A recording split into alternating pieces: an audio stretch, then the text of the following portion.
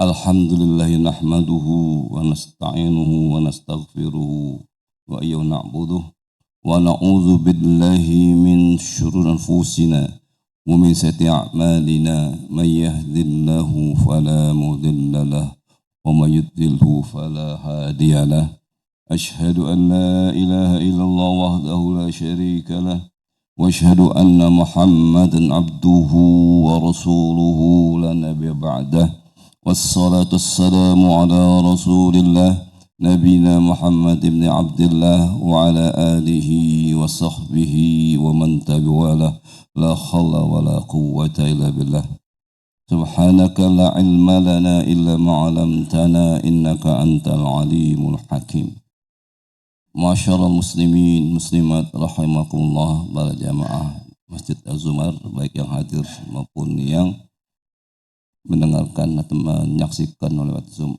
Alhamdulillah kita pada pagi hari ini kembali berjumpa. Niat utamanya adalah taqarrub ilallah, mendekatkan diri kepada Allah dengan cara menuntut ilmu. Dan menuntut ilmu itu adalah satu pekerjaan yang mulia. Allah menyatakan di dalam Quran, ayat yang sangat terkenal, Al-Mujadalah, yarfa'illahu allazina amanu minkum wallazina utul ilma darajat. Allah akan meningkatkan derajatnya orang-orang beriman di antara kalian dan orang-orang yang diberikan ilmu. Jadi ilmu itu adalah suatu hal yang harus kita lakukan setelah kita beriman. Salam. Kan tanpa ilmu maka kita akan susah menjalankan keimanan kita dengan baik. Dalam terminologi Islam, ilmu itu adalah ya'rifunal haq, mengetahui sesuatu yang benar. Jadi kalau kita ilmu itu mengetahui, tapi kalau kita mengetahui sesuatu yang tidak benar, itu bukannya ilmu. Itu syaratnya. Kemudian ilmu itu harus menambah rasa takut kita kepada Allah. Rasa takut kita untuk supaya kita lebih dekat kepada Allah, itu namanya ilmu. Kalau bukan itu, tidak termasuk ilmu yang harus kita tuntut. Dalam kaitan itu Rasulullah SAW pernah bersabda, Allah yabghadu liman alimun fid dunya wa jahilun fil akhirah. Allah itu sangat murka kepada siapa? Kepada orang yang pandai urusan dunia tapi bodoh urusan akhirat. Pandai, artinya otaknya itu mana? Belajarnya bukan main, artinya urusan dunia, belajar dari SD, SMP, SMA, S1, S2, S3. Hafal semua rumus-rumus yang dipelajari di dalam sekolahnya. Tapi maaf, kalau sampai bacaan Al-Fatihah tidak tahu artinya, itu bisa termasuk orang dimurkai Allah. Kalau sampai bacaan salat kita tidak tahu artinya, bisa jadi kita termasuk orang yang dimurkai Allah. Na'udzubillah min dzalik. Maka berbahagialah kita kalau kita ini diberi kesempatan untuk menuntut ilmu, mengetahui mana yang benar, mana yang salah, mana yang utama, mana yang lebih utama. Jadi tingkatan kita kan begitu. Tidak sekedar mengetahui mana yang benar, mana yang salah. Kita sudah tahu mana yang salah, mana yang benar. Kemudian kita diingatkan di majelis ilmu supaya memperkuat kita.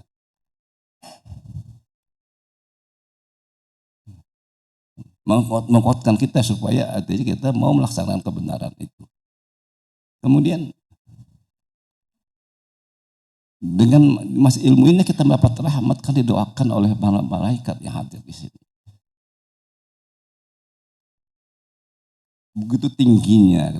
Tapi sekarang barangkali sudah terkikis pelan sedikit demi sedikit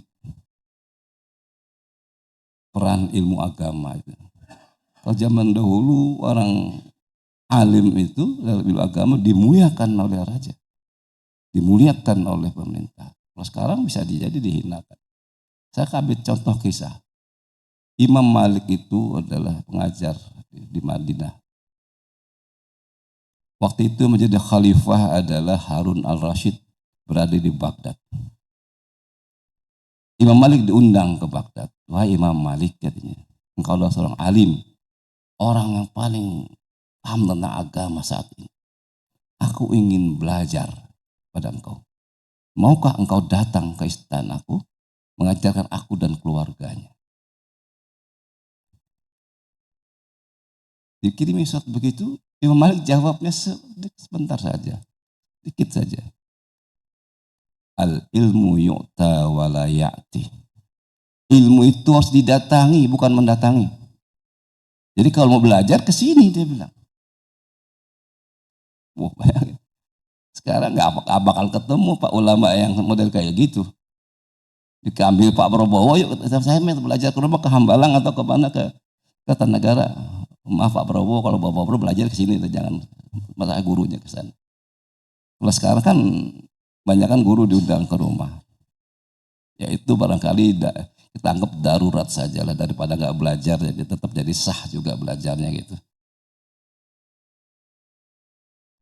Kaget katanya Imam Harun Rasyid. Dia raja yang besar. Kita tahu Raja Harun Rasyid itu salah satu khalifah yang berhasil tadi. Wilayahnya dari barat sampai ke timur. Kemudian ya udahlah, karena rajanya dia beriman, khalifahnya beriman. Harun Rasyid turunan, artinya dia garis keturunannya sampai kepada Abbas radhiyallahu anhu, pamannya Rasulullah. Setelah temurun belajar agama dia. Tapi karena akan sibuk dengan urusan lain, mungkin kurang ilmu sehingga dia ingin belajar oleh Malik. Akhirnya dia datang ke Madinah. Tapi namanya khalifah kan artinya pengen juga ada dapat privilege kayak. Pengen dapat privilege itu artinya keutamaan. Keutamaannya apa? Zaman dulu itu Pak, jadi kalau bisa belajar secara khusus dengan ulama besar, itu kebanggaannya luar biasa. Nanti akan tercatat di dalam kitab-kitab itu. Jadi hadasani telah menceritakan kepadaku Imam Malik. Jadi itu mengatakan kalau ada hadis atau pada riwayat hadasani menceritakan kepadaku, berarti orang itu belajar secara khusus privat. Jadi nilainya lebih tinggi. Tapi kalau nanti bisa bapak-bapak ini setelah pulang cerita hadasana, kami diceritakan oleh ustadz tadi di masjid, itu berarti belajarnya sama-sama. Atau nilainya agak kurang sedikit artinya. Karena kalau belajarnya sedikit secara khusus kan berarti lebih dalam itu. Jadi orang itu menghargai ilmu seperti itu zaman dulu. Akhirnya Khalifah Harun al-Rasyid datang ke Madinah. Itu masih bisik-bisik juga namanya raja. Boleh nggak saya belajar? Jangan di masjid, di rumah aja, dia bilang.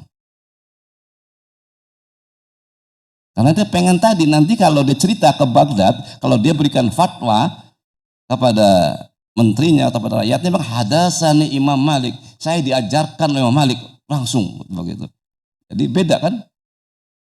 Jadi dia secara privat. Jadi dia bangga punya kalau dia nanti berfatwa artinya memberikan aturan kepada para rakyatnya itu hadasani. Beda nilainya dengan ketika hadasana. Kata Imam Malik, saya ini udah tua, saya bilang. Nggak sempat lagi, nggak nyamuk. Imam Malik waktu itu umurnya udah ber-70 tahun. Ikut ngaji di masjid aja, dia bilang. Udah, ya ngalah lagi teman-teman. Seperti kemuliaan ulama seperti itu. Jadi, kemuliaan ulama seperti itu. Ya kemudian akhirnya artinya Harun Rasyid datang ke masjid. Ya, namanya khalifah artinya. Datang ke masjid itu pengawalnya ajudan-ajudannya nyiapin tempat. Dia kasih kursi permadani yang tebal, kasih permadanian yang senderan. Ini silakan, nggak ada masalah, nanti belajar. Tapi dalam suatu ceramahnya Imam Malik bukan sengaja menyindir, tapi ini melihat kenyataan.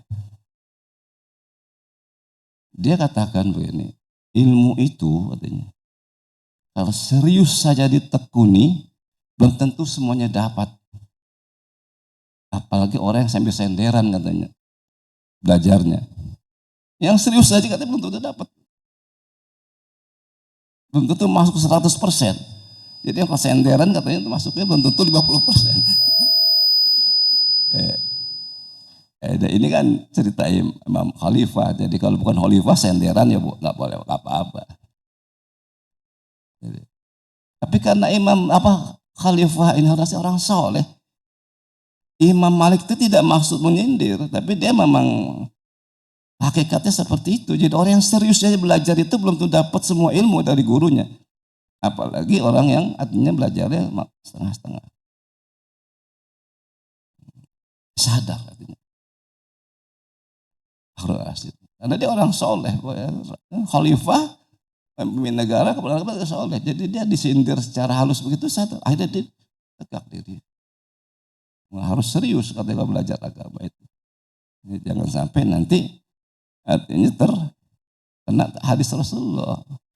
Ya, orang alim di dunia wa jahilu fil akhirah itu dimurkai Allah. Bayangkan orang rumus matematika apal, pasal-pasal hukum apal, artinya rumus-rumus kimia apal. Masa artinya bacaan Fatihah nggak apal artinya, bacaan sholat nggak apal artinya, kan otak kita, memori kita diminta pertanggungjawaban nanti di Allah. Apa kesulitan Anda menghafal arti-arti ayat-ayat yang sering Anda baca dalam sholat, doa-doa yang sering Anda baca? Nah, maka kita perlu belajar. Ya, itu sebagai muqaddimah. Artinya kita lanjutkan materi kita pada ini. Perintah bertawakal itu adalah fa iza azamta fatawakkal 'alallah. Innal yuhibbul mutawakkilin. Kita kalau sudah punya tekad melakukan sesuatu, ya lakukanlah sesuatu itu, tapi kemudian hasilnya kita tawakal pada Allah. Tawakal itu amalan hati. Tidak ada kaitannya dengan perbuatan. Jadi ada dua perintah. Perintah kepada badan kita untuk melakukan amal. Kemudian perintah kepada hati kita untuk menyerahkan hasilnya. Tawakal itu menyerahkan hasil kepada Allah. Karena kita ini hanya mampu berusaha, tidak mampu menentukan hasilnya. Mengapa kita artinya ketika setiap kali kita melakukan sesuatu, kita dianjurkan baca bismillah. Menurut para ulama itu ada 3 hal kita dianjurkan baca bismillah. Pertama, tazkiyatun niat wal amal. Kita baca bismillah itu dalam rangka membersihkan niat. Bersihkan niat bahwa kita ini berbuat sesuatu itu karena Allah. Dan tazkiyatun amal, meyakinkan diri kita bahwa amal yang kita perbuat ini tidak melanggar syariat Allah, maka kita bismillah. Maka tidak ada perbuatan jahat itu harus kita baca bismillah, enggak. Mencuri bismillah dulu, merampok bismillah dulu, mau berbuat maksiat tidak. Jadi ketika kita baca bismillah, ada 2 yang kita pastikan, niatnya karena Allah, perbuatan itu tidak melanggar Allah. Yang kedua adalah kita baca bismillah dalam isti'anah, minta tolong kepada Allah supaya perbuatan kita ini dipermudah oleh Allah. Karena walaupun nasi sudah ada di piring kita, tinggal kita suap, belum tentu itu menjadi milik kita sebelum tertelan dalam diri kita. Kadang-kadang sudah tertelan juga kalau satu dan hal bisa muntah kita. Nah, kita baca bismillah. Itu contohnya kita yang sederhana makan. Jadi pertama artinya tazkiyatun niyar wal amal. Yang kedua ada isti'anah. Kita minta pertolongan supaya yang kita buat itu dimudahkan Allah. Itu bagian dari tawakal juga. Yang ketiga tabarukan, agar memperoleh keberkahan. Kita baca bismillah supaya kita berkah. Makan itu kalau berkah itu nggak jadi penyakit. Kalau makan jadi penyakit itu baru kurang berkahnya. Tapi kalau kita baca bismillah dengan penuh kesadaran, hayati betul. Insya Allah kata apa yang kita makan itu tidak akan menjadi penyakit. Ada ukuran sistem di dalam tubuh kita ini dibuat canggih sama Allah. Kalau kita makan secara wajar, tidak mungkin kita kelebihan kolesterol, tidak mungkin kita kelebihan gula, tidak mungkin kelebihan asam urat dan seterusnya. Itu karena kita merusak keseimbangan yang telah Allah berikan kepada kita. Tambah lagi kita tidak berdoa. Jadi tidak berharap keberkahan dan apa yang kita makan. Tapi bentuk tawakal kita yang pertama seperti itu.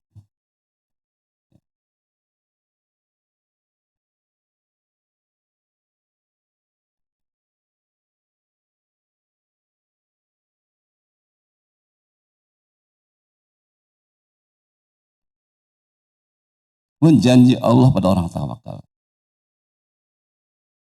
Dalam surat At-Talaq, Allah mengatakan, "Wa may yatawakkal 'alaihi fa huwa hasbuh." Barang siapa bertawakal kepada Allah, niscaya akan mencukupkan keperluan. Hasbuh itu sampai kepada cita-citanya. Dan dia bertawakal kepada Allah, artinya kita berharap Allah itu menolong kita dalam usaha kita. Jadi kita katakan tadi dari awal, ya, saya tidak bahas panjang lebar. Ya, karena tawakal itu perintah hati, kalau pekerja mencari sebab itu adalah perintah kita pada badan kita. Bahkan ada kaidah besar, artinya yang harus kita sadari. Al-i'timadu bil asbab wa huwa syirik wa tarakaha wa huwa jahilun wa airadu syar'i. Jadi kita artinya mengandalkan sebab itu bagian dari kesyirikan. Tapi kita meninggalkan sebab itu bagian dari kebodohan dan meninggalkan syariat. Karena syariat kita dipintang untuk bekerja. Dan ini ada dua hal. Nah, nggak boleh kita mengandalkan artinya bahwa kalau kita melakukan ini pasti jadinya ini. Kan kita terbukti, Pak. Nah, kalau orang yang bisa menghasilkan uang itu orang yang paling pinter, profesor itu yang paling kaya mestinya. Tapi ternyata kan enggak.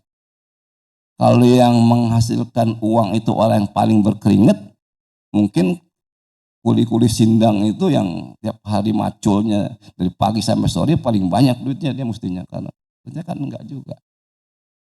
Jadi kalau rezeki itu sudah ada Allah, caranya membagi itu Allah sudah tahu. Jadi, ini yang barangkali. Jadi tidak boleh kita artinya meyakini bahwa kalau kita sudah melakukan sesuatu pasti hasilnya seperti ini. Itu bagian dari termasuk barangkali siapa yang paling tinggi artinya. Ini kan kalau kita belajar akidah yang tinggi itu kadang-kadang ya kita harus persiapkan diri kita dulu artinya iman kita.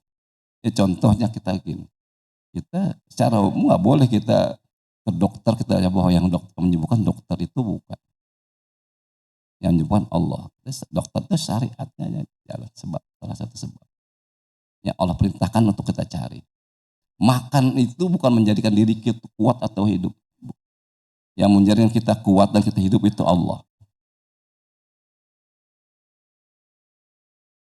Buktinya apa? Malaikat itu lebih kuat dari kita.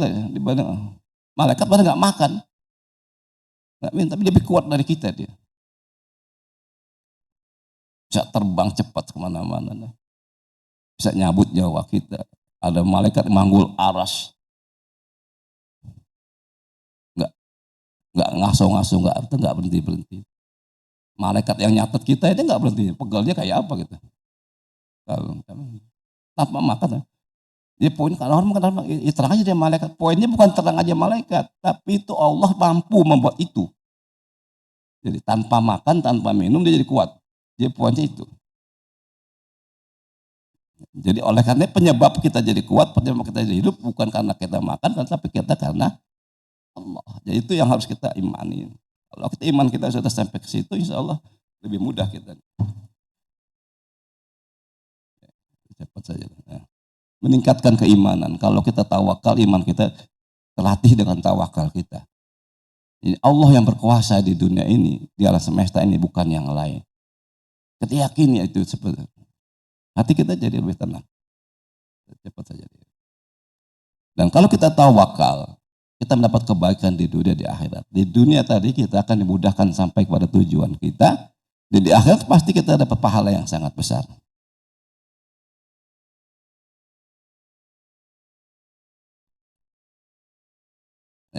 Kemudian terhindar dari godaan setan. Setan itu tidak bisa menggoda pada orang yang tawakal. Innahu laisa lahu sultanun 'alal ladzina amanu wa 'ala rabbihim yatawakkalun. Kalau kita tawakal pada Allah enggak akan mungkin. Kita yakin bahwa kita ini akan sesusah apa hidup apapun, kita yakin Allah akan memberikan pertolongan kepada kita. Harus kita punya keyakinan seperti itu. Karena Allah Rabbul Alamin. Dialah penguasa alam semesta ini. Wala yuduhafzuhuma wa huwal aliyul azim. Itu doa, artinya ayat yang sering kita baca. Gak susah Allah ngatur dunia dan apalagi ngatur diri kita, gak akan susah.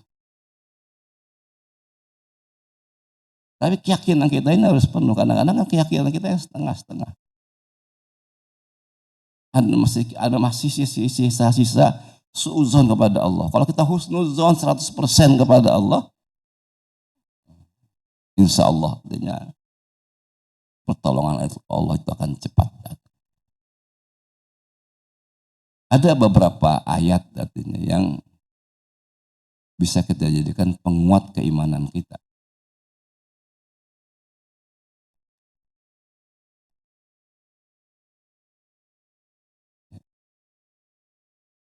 Ada namanya Syekh Saleh Maghamis. Beliau itu imam di Masjid Quba. Beliau seorang alim tapi pernah di grounded, pernah juga ditahan oleh pemerintah Arab Saudi biasa. Karena dia sering membela Palestina gitu dalam ceramah-ceramahnya sering aja. Beliau seorang alim saleh. Dia mengatakan bahwasanya jika Anda mengalami kesusahan, iza marartu bin nafsi natijah muskilatin. Jadi ada persoalan yang susah. Bacalah ayat ini katanya. Sab'atun munjiyat. Ayat yang bisa menyelamatkan Anda. Bukan sekadar baca tapi kita yakini dengan sepenuh hati. Oleh karena harus kita hafal katanya. Kalau di kalangan tradisional ini seperti apa nama ayat 7 itu. Ya, saya alhamdulillah sudah hafal dari sejak muda, belum menikah karena sering kita baca dan kita harapkan bisa kita hafal dan jadi pegangan hidup bukan sekedar kita baca.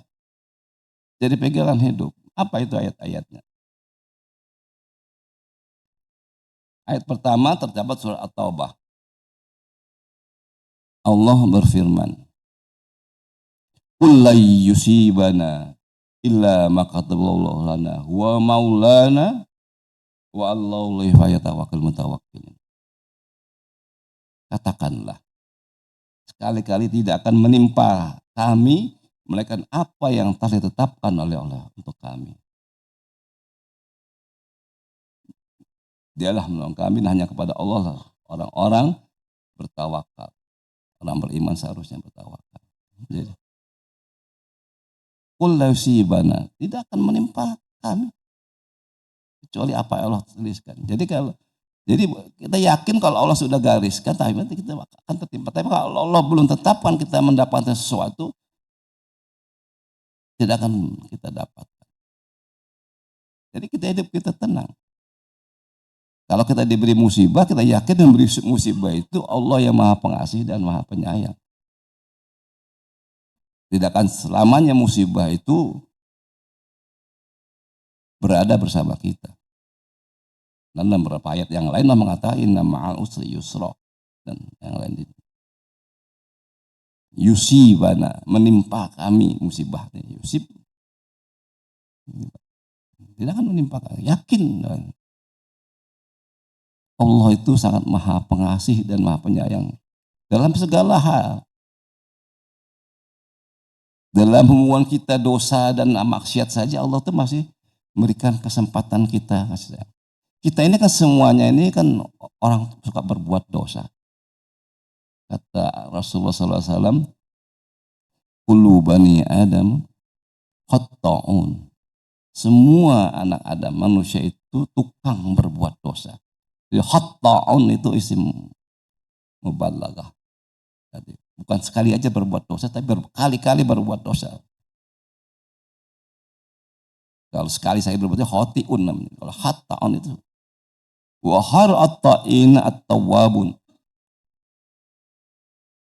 Dan sebaik-baiknya orang yang suka berbuat dosa at-tawwabun. Tawwabun itu berkali-kali taubat juga. Jadi Allah itu tidak memberikan cuma sekali kita bertobat. Tapi Allah memberikan kita berkali-kali, itulah rahmat Allah.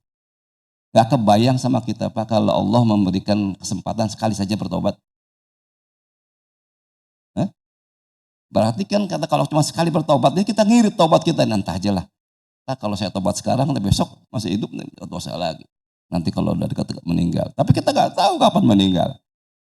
Maka di bawah kita bertobat sekarang. Ya tubuna min qarib, kata Allah surat. Kalau kita buat dosa langsung bertobat. Kalau nanti kita tergelincir lagi buat dosa lagi, urusan belakangan. Namanya manusia. Walaupun tetap artinya yang utama itu taubatan nasuha, setelah bertobat kita tidak berbuat dosa. Tapi siapa yang jamin kita tidak bisa? Setelah kita bertobat kita tidak berbuat dosa lagi. Atau minimal dosa yang lain. Dosa ini sudah bertobat, dosa yang lain masih lagi. Kan begitu. Tapi Allah itu memberikan kesempatan kita taubatnya berkali-kali. Makanya kata at-tawwabun. Tawon yang bukan sekali-sekali, bertaubatnya berkali-kali.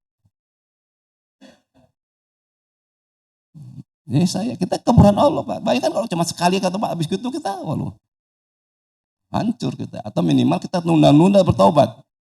Nunda bertobat kalau padahal nafsu orang baik sebelum bertobat meninggal dunia dulu. Nauzubillah. Nah, makanya bagus kita tetap bertobat. Ya, begitu dosa langsung tobat. Nah, jadi yang nggak usah kita irit tobat kita, pokoknya tobat aja setiap hari. Makanya Rasulullah SAW itu kan 100 kali tiap hari istighfar. Itu contoh pada kita. Dan uniknya lagi, kita ini kan bukan berbuat dosa, tapi tidak ada satupun kita ini yang bersedia dihukum. Diazab nggak ada. Kita ngaku bahwa kita berdosa. Uniknya Allah ngajarin doa kepada kita. Jadi Allah itu kan nggak ada Pak, artinya kalau kita secara akal sehat artinya itu seorang yang kuasanya begitu besar tidak yang protes, tapi ngajarin kita doa yang unik. Apa doa unik itu di dalam Quran surat yang itu harus sering kita baca juga seharusnya. Ayat terakhir surah Al-Baqarah. Rabbana la tu'akhizna in nasina aw akhtana. Rabbana la tahmil alaina isran kama hamaltahu alladziina. Ya Allah, jangan kau hukum aku ketika aku salah, aku lupa berbuat dosa. Bayangkan Allah ngajarkan doa seperti itu. Artinya kita tahu bahwa kita ini walaupun kita suka dosa, artinya suka berbuat dosa, tapi kita tidak ingin diazab. Nah, dikasih formula aja Pak Allah, ini kamu baca doa ini. Harus kita sering baca itu Pak doa itu. Ya, kalau bisa setiap habis sholat kita bacalah. Itu bagian dari upaya kita menghindari dari azab Allah atas dosa-dosa kita. Rabbana la tu'akhizna in nasina aw akhtana. Ya Allah, jangan kau siksa aku, jangan ngampau ketika aku lupa berbuat dosa atau memang karena kesalahan diri.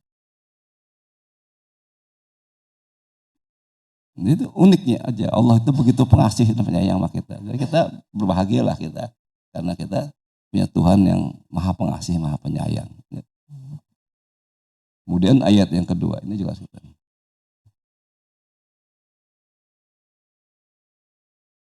Terdapat surat Yunus ayat 107. Wa iyyam hasqallahu bidurrin fala kashifa lahu illahu wa yudhqa bi khairin fala rada li fadlihi yusib wa yasha min ibadihi wa huwal ghafurur rahim. Jika Allah menimpakan sesuatu kemudaratan kepada kamu, maka tidak ada yang dapat menghilangkan kecuali Dia. Jadi kalau kita dapat adanya sesuatu yang menimpa diri kita keburukan, kita yakin bahwa tidak ada yang bisa menghilangkan kecuali Dia. Maka kita minta supaya kemudaratan itu hilang dari kita dengan berdoa kepada Allah. Itu namanya tawakal kita kepada Allah. Nah sebaliknya, dan jika Allah menghendaki kebaikan bagi kamu, maka tidak ada yang dapat menolak karunia-Nya. Jadi kalau Allah sudah menghendaki kebaikan dari kita, tidak bisa menghalangi. Jadi gak usah khawatir hidup kita, enggak. Yakin kita ada bagian dari Allah, kalau sudah tentukan tidak ada bisa ngilangin. Maka kita tidak perlu hasut kepada orang lain, tidak perlu kita buruk sangka kepada orang lain. Ya keyakinan ini akan membawa kita hidup menjadi lebih bahagia, lebih tenang.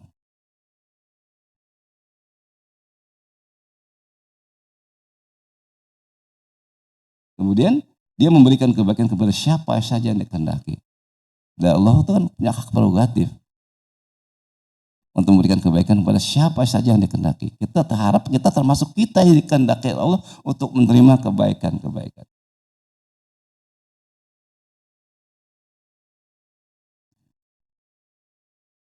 Wa huwal ghafurur rahim, dan Dialah Maha Pengampun dan Maha Penyayang.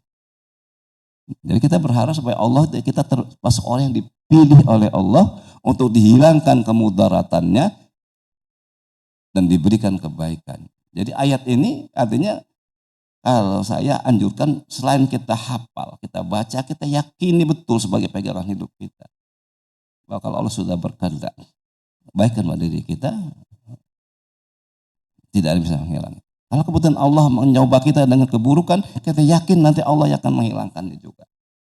Itu bagian dari karena tawakal kita kepada Allah Subhanahu wa taala.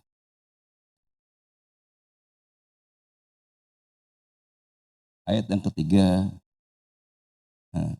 terdapat dalam surat Hud ayat 6. Wa ma min dabbatin fil ardi illa Allah rizquha wa ya'lamu mustaqarraha wa mustawda'aha kullun fi kitabim mubin. Jadi, tidak ada satu binatang melata pun di bumi melainkan Allah yang memberi rezekinya. Dia mengetahui tempat bersembunyi binatang itu dan tempat menyimpannya, semua tertulis dalam Lauhul Mahfuz. Jadi rezeki kita ini udah pasti ada. Kita yakin Allah sudah menjadikan rezeki bagi kita. Bahkan dalam sebuah hadis dikatakan orang itu tidak akan wafat sebelum jatah rezekinya habis. Kata-kata wafat itu sebetulnya apa? Maknanya sempurna. Jadi beda, kalau di Quran ada maut mati, berpisahnya antara ruh dan jasad itu maut namanya. Kalau ada ajal itu batas umur. Batas, jadi sudah ajal berarti sudah batas umurnya sampai kontraknya sudah habis di dunia ini. Kalau ada wafat itu artinya sempurna awalnya. Sempurna itu artinya apa? Sempurna rezekinya, jatah rezeki sudah diberikan semua oleh Allah.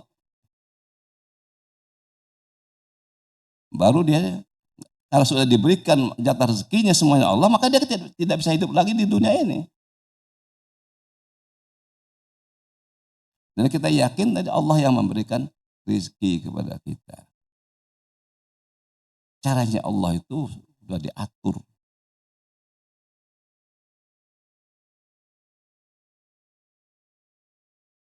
Ya, kita lihat artinya. Kadang-kadang nggak masuk akal. Cicak itu kan nempel di dinding.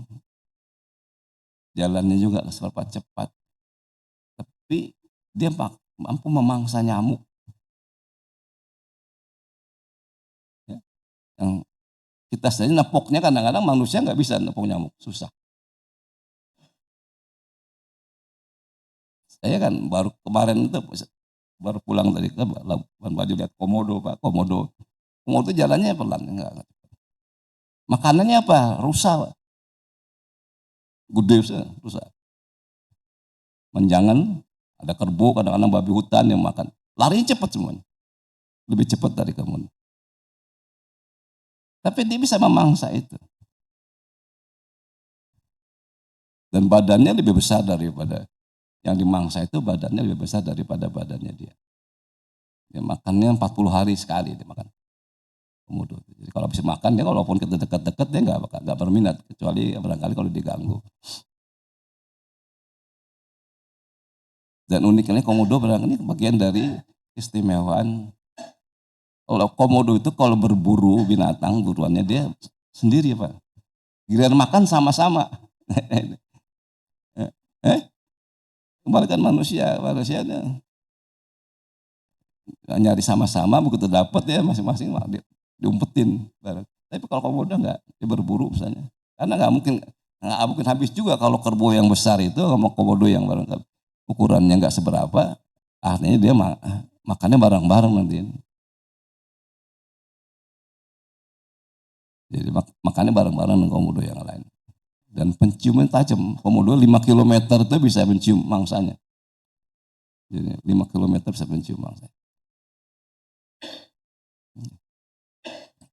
Jadi karena jatahnya sudah ada. Jadi binatang yang lambat jalannya itu bisa menerkam binatang yang lebih cepat lari. Itu karena maka kalau kita yakin bahwa rezeki itu Allah mampu memberi rezeki kepada tadi yang bersembunyi, jadi mampu diberikan rezeki, apalagi kita yang tidak bersembunyi di lubang, di sarang.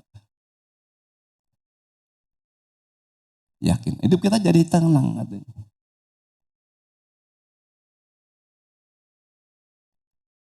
Ayat yang keempat. Ini adalah pernyataan kita. Dapat dalam huruf ayat 56.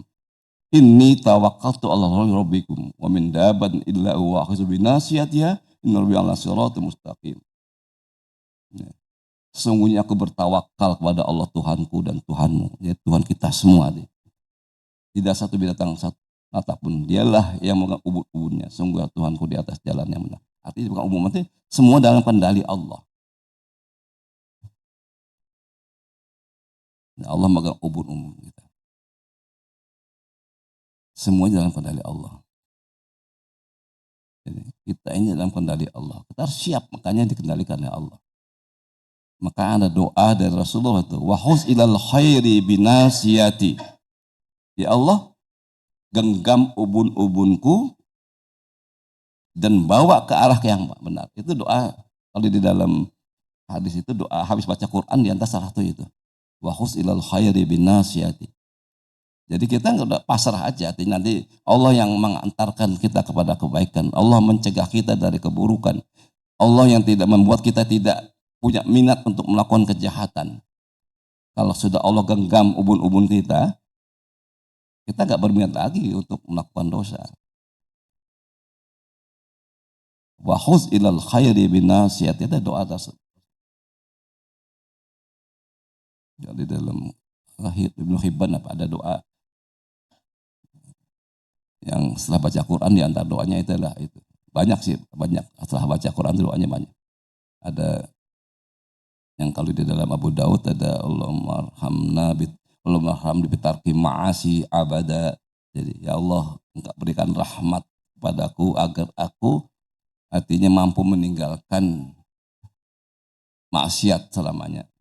Jadi kita baca Quran ya doa supaya kita bisa mengamalkan Quran. Jadi ini ayat yang keempat. Kita bertawakal kepada Allah. Karena Allah yang menghati ini ubun-ubun kita. Menyeret ubun-ubun kita ke arah kebaikan, pada arah kebahagiaan. Kadang-kadang kita kan nggak kuat ya. Kita tahu itu baik, tapi belum tentu kita kuat melakukannya. Kita tahu itu tidak baik, tapi kita tidak mampu menghindarinya. Tapi kalau wahuz ilal khairi binasid, Allah sudah genggam ubun-ubun kita. Kemudian Allah arahkan ke arah yang baik, maka ketika kita melakukan kebaikan itu, kita tidak merasa beban lagi. Nah, itu sebetulnya cara beragama kita yang benar seperti itu. Jadi ketika kita melakukan ketaatan bagi satu kenikmatan, ketika kita meninggalkan kemaksiatan, tidak kita merasakan suatu beban, tidak merasakan kita ini selalu dihalang-halangi, selalu artinya dibatasi gerak kita. Nyaman kita beragama seperti itu. Ayat yang kelima. Wa ka'im min dabbatin tahmil rizquha. Allah yarzuquha wa iyyakum wa huwas samiul alim. Berapa banyak binatang yang tidak dapat membawa mengurus rezekinya sendiri. Allah yang memberi rezeki kepadanya dan kepadamu, dan dia mendengar dan maha mengetahui. Jadi kita tidak perlu berkecil hati.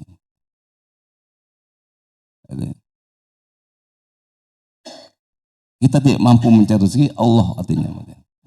Kalau kita tidak tahu alamat rezeki kita, tapi rezeki yang Allah tentukan tahu alamat kita. Jadi bahasa itu. Kalau bahasa ulama itu, Syekh Sya'rawi itu ngatakan itu. Kalau kita tidak tahu alamat rezeki kita, Allah rezeki kita yang telah ditetapkan Allah tahu alamat kita. Jadi pasti sampai pada kita.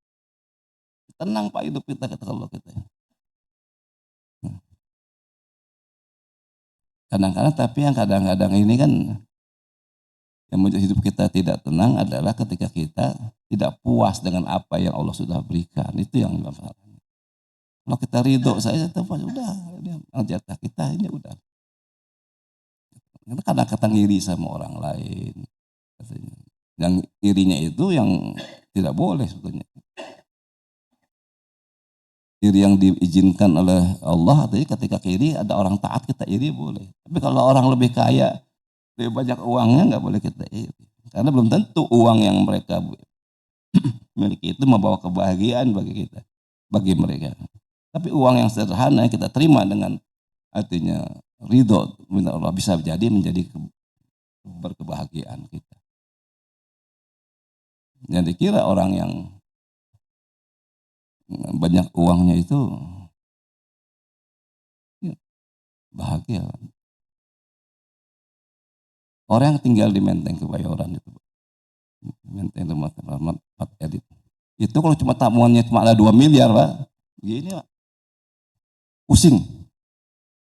Bayangkan kalau nggak pusing, gimana nggak pusing kalau tabung cuma 2 miliar, tapi dia bayar satpamnya 2 orang ya, 10 juta, supirnya 1, 13 juta, pembantunya 2.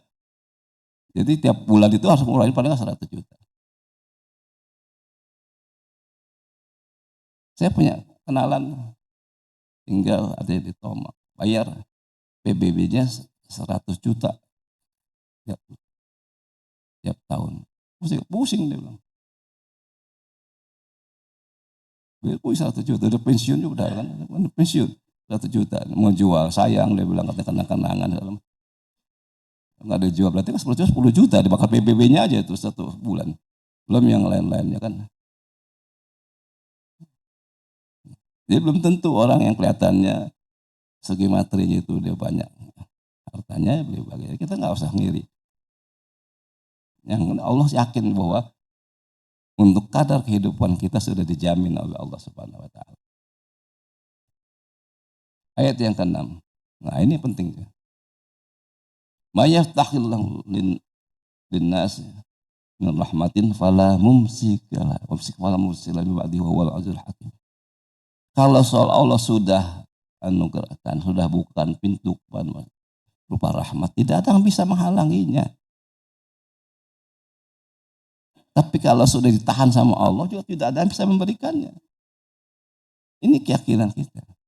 Jadi kita tenang aja, kerja, berusaha itu tenang aja. Kalau Allah jatah kita pasti dapat. Tapi kalau bukan jatah kita pasti kita nggak dapat.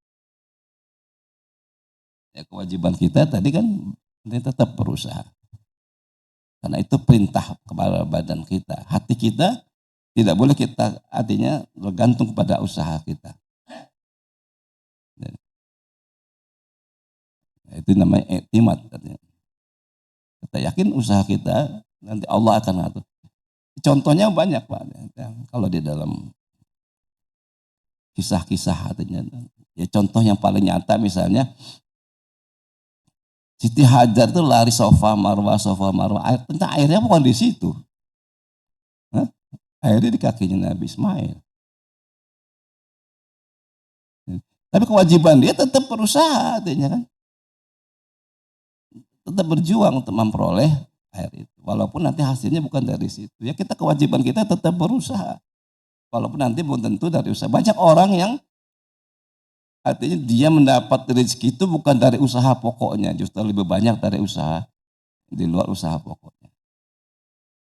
Atau mendapat fasilitas dia. Hasil dia usahanya agak begitu banyak tapi dapat hasil artinya yang lain. Rezeki itu kan ada dua, rezeki dapat, rezeki hilang. Rezeki dapat itu kalau kita kerja dapat uang, tapi rezeki hilang itu apa? Kita hilang dari penyakit, hilang dari kesusahan, itu rezeki kita juga. Hilang dari kesulitan mendidik anak, itu rezeki juga. Jadi rezeki itu ada yang hilang, ada yang dapat. Cuman kita fokus kita ini kadang-kadang rezeki pada yang dapat. Ini kita usaha, kita dapat, itu berarti namanya rezeki. Tapi yang Allah hilangkan kesedihan kita, yang Allah hilangkan penyakit kita itu tidak dianggap sebagai rezeki. Yang Allah halangkan orang berbuat jahat kepada kita, itu bagian dari rezeki kita. Ayat yang terakhir ini, Surat Az-Zumar. Wala in sa'alta man khalaqas samawati wal arda yaqulunna Allah.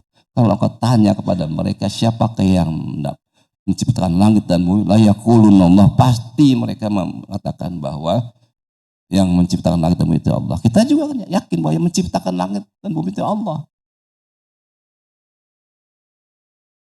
Qul afara'aytum ma tad'una min dunillahi in aradani Allahu bidurin hal kasyifatud duri awradi bi rahmatin nahnu sayyidina rahmatih. Jadi, kalau Allah kata apakah ada orang lain atau ada sesuatu zat yang lain, sosok yang lain yang mampu artinya kalau kita minta tolong pada dia bisa menghalang artinya menghilangkan sesuatu yang sudah Allah tetapkan? Tidak bisa. Karena Allah menciptakan langit dan bumi ini, Allah ngatur langit dan bumi ini, Allah. Tidak susah hati Allah mengatur langit dan bumi ini. Wala ya'udu hazuma wa huwal aliyul azim. Itu kita baca berulang-ulang. Seharusnya menjadi keyakinan bagi kita. Tidak susah bagi Allah ngatur langit dan bumi, apalagi ngatur kita. Mudah.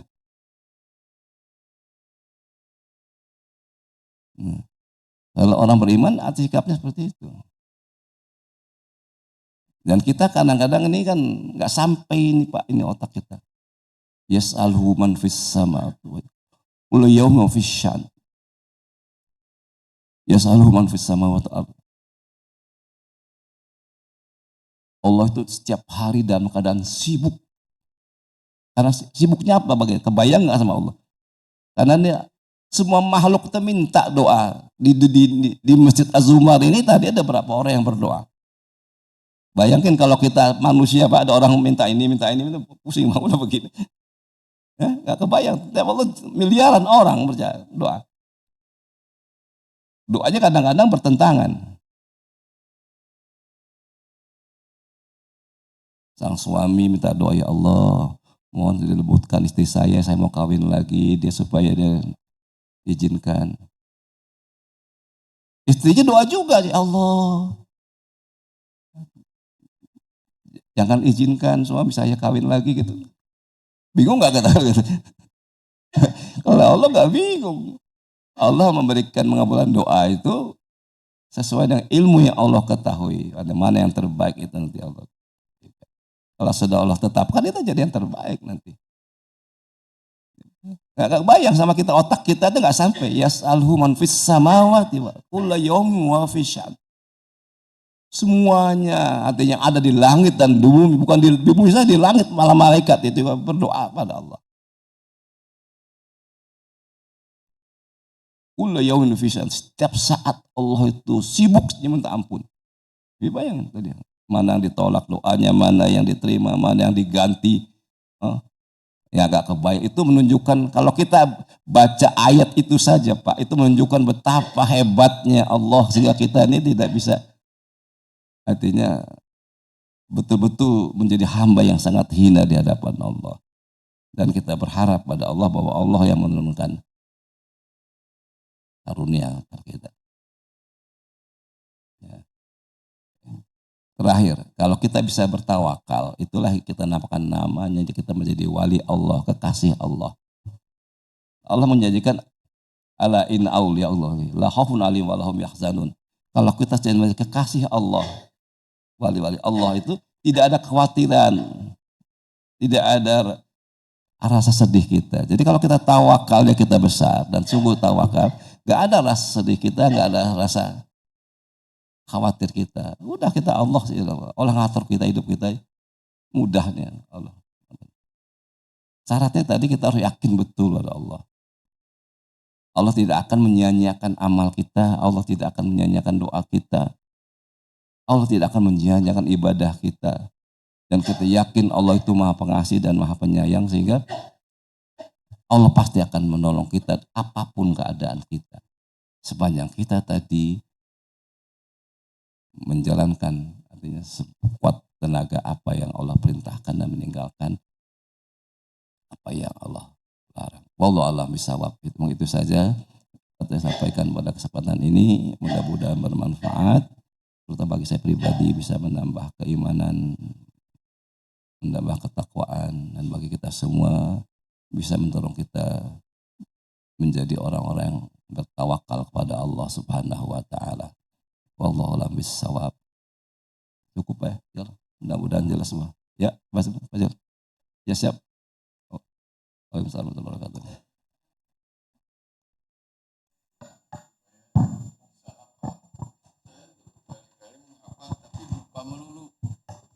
Padahal Pak Ustadz, terus terang maaf, pelajaran saya di dulu lagi kuliah, saya masih ingat sampai sekarang.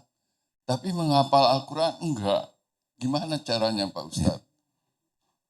Ya caranya tentu caranya diulang-ulang terus nanti siapa kalau tetap ini Pak. Jadi ada memori itu, ada memori bawah, ada memori atas. Yang sudah masuk memori bawah itu artinya udah dalam istilahnya filenya itu lebih permanen. Yang memori atas ini filenya nggak permanen.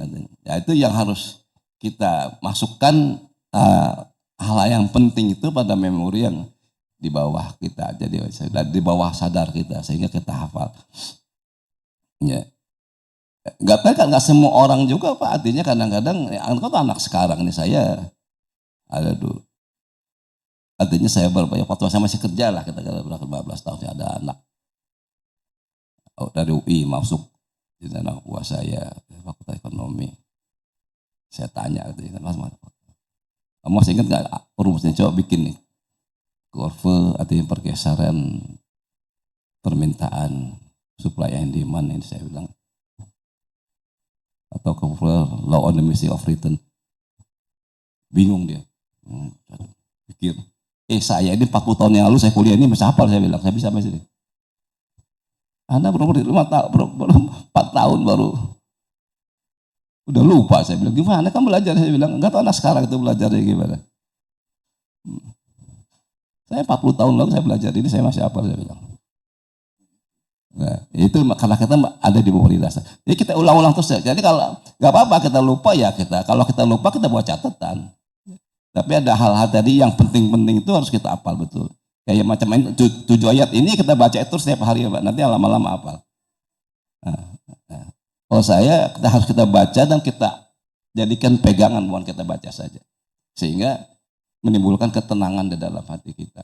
Ya udah kita jalan hidup kita tenang aja. Soalnya Pak Ustadz, ya. Yang kejadian dalam sholat. Saya sholat, ayatnya yang saya baca itu lagi. Saya malu sama Allah. Padahal hukum kekekalan energi saya seperti Pak Ustadz bilang, saya masih ingat. Sama dengan Pak Ari, cara mencampur warna dia masih ingat. Tapi coba kalau suruh hafal, lupa Pak Ustadz. Ya pelan-pelan. Sholatnya ayatnya itu lagi. Mungkin saya diketawain Allah. Ini gimana nih makhluk saya ini? Ya mudah-mudahan lah kita berharap pada Allah artinya supaya bisa dia menghafal artinya Quran sedikit demi sedikit. Gak usah kita ngoyo juga. Artinya nggak usah kita ngoyo, artinya udah kita mana yang dapat kita raih itu. Jadi kita lebih santai ya. Jadi Allah itu juga tahu kemampuan kita. Yang penting niat kita sudah maksimal. Mudah-mudahan Allah memberikan rahmat. Karena ternyata ada juga orang kemarin ada 70 tahun tuh bisa menghafal Quran. Di pondoknya Ustadz Dr. Ali Ahmadi itu Pak, yang hafal Quran tua-tua semua. Yang belajar hafal Quran. Di atas 60. Ya ada bisa kemajuan, ada kemajuannya gitu. Jadi ya mudah-mudahan kita berdoa kepada Allah supaya kita ini diberi kesempatan untuk menambah hafalan kita ya. Kalau bisa satu hari satu ayat tambah satu ayat ya bagus lah. Paling enggak seminggu sekali atau sebulan sekali ada tambahan, bukannya usahakan. Ada tambahan. Dan kita baca dalam sholat kalau bisa supaya kita hafal itu enggak hilang. Ya. Sholat sunat itu kalau kita ganti-ganti sholatnya supaya jangan satu ayat saja, nggak usah panjang-panjang makanya. Kita putar nanti lama-lama insya Allah akan mudah kita baca. Ya, Allah alam bisawab. Cukup ya. Kita doa pada Allah subhanahu. Bismillahirrahmanirrahim. Alhamdulillahirabbil alamin. Allahumma shalli wa sallim wa barik ala sayyidina Muhammadin wa ala alihi wa ashabihi ajma'in. Allahumma nas'aluka al-'afwa wal 'afiyah wal mu'afata ad-da'imah fid din wad dunya wal akhirah. Allahumma saliman nafi'an warzuqna fahman bi rahmatika ya arhamar rahimin. Allahumma aqsim lana min khasyatika ma takhulu bainana wa baina ma'asik wa min ta'atika ma tuballighuna bihi jannatak. Allahumma habib ilaina al-iman wa zayyinhu fi qulubina wa karihna kufra wal fusuqa wal isyan waj'alna minar rasyidin. Allahumma a'inna ala zikrika wa syukrika wa husna ibadatik. Wa nas'aluka hubbaka wa hubba man yuhibbuka wa hubba kulli amalin yuqarribuna ila hubbik.